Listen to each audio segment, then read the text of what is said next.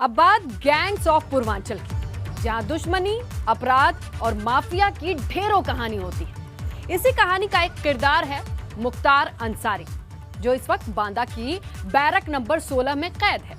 लेकिन मुख्तार कैसे बना गैंग्स ऑफ पूर्वांचल का सबसे बड़ा डॉन? देखिए इस रिपोर्ट।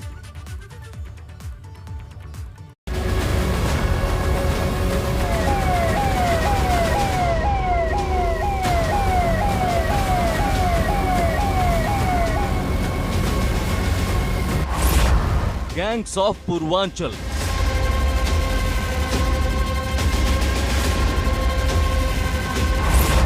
लैंड ऑफ खलनायक।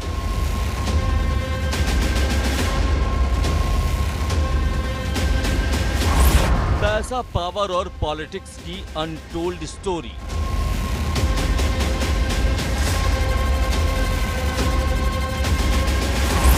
दुश्मनी, अपराध और माफिया की सबसे बड़ी कहानी।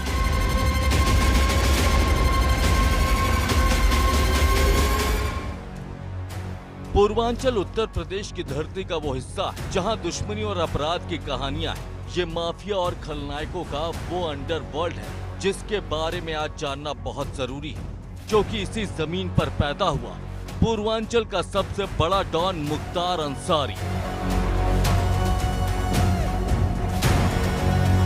बांदा की बैरक नंबर 16 में कैद मुख्तार की मुख्तारी का अंदाजा इसी बात से लगाया जा सकता है कि उसने पूर्वांचल की धरती को कुरुक्षेत्र बना दिया। 1988 में पहली बार मुख्तार का नाम सच्चिदानंद राय हत्याकांड में सामने आया। यह हत्या जमीन के लिए की गई थी। हालांकि इस केस में मुख्तार पैसे और पावर के इस्तेमाल से बच गया, लेकिन इसके बाद जमीन पर कब्जा, शराब के ठेके और सरकारी ठेकों पर खुलकर कब्जा करना उसका शगल बन गया। और मुख्तार पूर्वांचल का सबसे बड़ा डॉन बन गया। जो उसके रास्ते में आया उसे हटा दिया गया। 90 के दशक में पूरे पूर्वांचल में मुख्तार के नाम की तूती बोलने लगी थी। एक तरह से मुख्तार का आतंक अपने चरम पर था, लेकिन तभी पूर्वांचल की जमीन पर ब्रिजेश सिंह का भी नाम सुनाई देने लगा। जैसे एक म्यान में दो तलवार नहीं रह सकती, ठीक वैसे पूर्वांचल में दो डॉन भी नहीं हो सकते थे। और फिर पूर्वांचल की जमीन पर शुरू हुआ गैंग वॉर।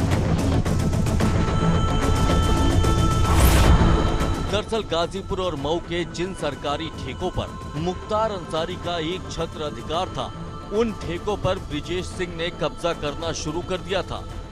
लेकिन वर्चस्व की इस लड़ाई का अंजाम क्या होगा, अब तक इस बात का अंदाजा किसी को नहीं था। लेकिन कहानी मुख्तार अंसारी के पक्ष में तब झुक गई जब साल 1996 में बसपा के टिकट पर मऊ से चुनाव जीतकर मुख्तार अंसारी विधानसभा पहुंच गया। मुख्तार माफिया था, लेकिन राजनीति में आने के बाद वो बाहुबली बन गया। इसके बाद मुख्तार ने अपने विरोधियों को रास्ते से हटाना शुरू कर दिया। मुख्तार के गुनाह की फेहरिस्त भी कुछ इसी तरह है। मुख्तार अंसारी पर 24 थानों में 52 मुकदमे दर्ज हैं। मुख्तार पर दर्ज मामलों में 18 हत्या के केस हैं। मऊ के केस में मुख्तार को फांसी हो सकती है। एमपी एमएलए कोर्ट में मुख्तार पर 10 केस चल रहे हैं। मुख्तार अंसारी पर 1988 में पहला केस दर्ज हुआ था। 2005 में हुई कृष्णानंद राय हत्याकांड का मुख्य आरोपी भी है मुख्तार अंसारी।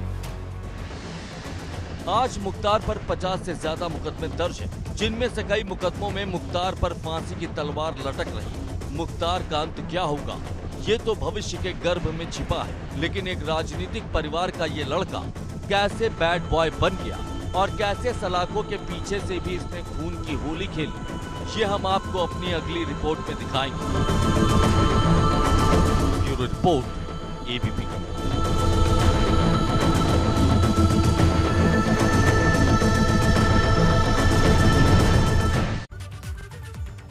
अच्छा, आमतौर पर लोग मजबूरी में अमूमन जुर्म का रास्ता चुनते हैं, लेकिन मुख्तार अंसारी ने सोची समझी रणनीति के तहत जुर्म का रास्ता चुना। क्योंकि मुख्तार जितना बदनाम है, उसके दादा, नाना, चाचा उतने नामदार। लेकिन मुख्तार ने सबका नाम मिट्टी में मिला दिया।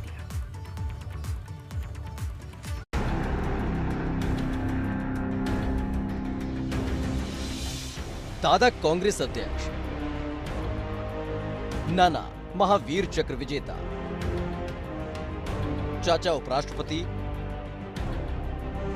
मुख्तार अपराधी। बांदा जेल की बैरक नंबर 16 में कैद मुख्तार अंसारी पर 50 से ज्यादा मुकदमे दर्ज हैं, जिसमें हत्या, लूट, अपहरण और जमीन पर कब्जे करने जैसे संगीन मामले हैं। लेकिन कम लोगों को पता है कि जुर्म की दुनिया का ये माफिया एक ऐसे परिवार से ताल्लुक रखता है जिसका कभी गौरवशाली इतिहास रहा है।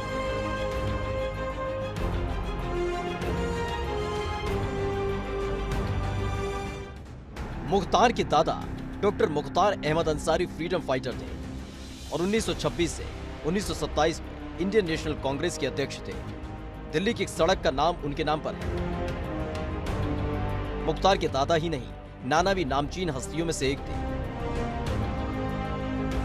कम ही लोग जानते हैं कि महावीर चक्र विजेता ब्रिगेडियर उस्मान जेल में बंद माफिया मुख्तार के नाना थे, जिन्होंने 1948 की जंग में न सिर्फ भारतीय सेना की तरफ से नवशेरा की लड़ाई लड़ी। इस लड़ाई में ब्रिगेडियर उस्मान शहीद होने वाले सेना के सर्वोच्च अधिकारी थे। मरणोपरांत उन्हें महावीर चक्र से सम्मानित किया गया।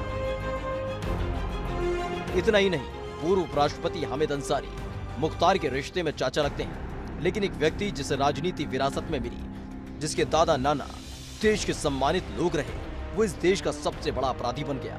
कैसे मुख्तार ने अपने नामचीन दादा और नाना का नाम मिट्टी में मिला दिया। कहते हैं मुख्तार कॉलेज के दिनों में क्रिकेट खेलता था, लेकिन वक्त बदला तो वो बैट की जगह बंदूक से खेलने लगा।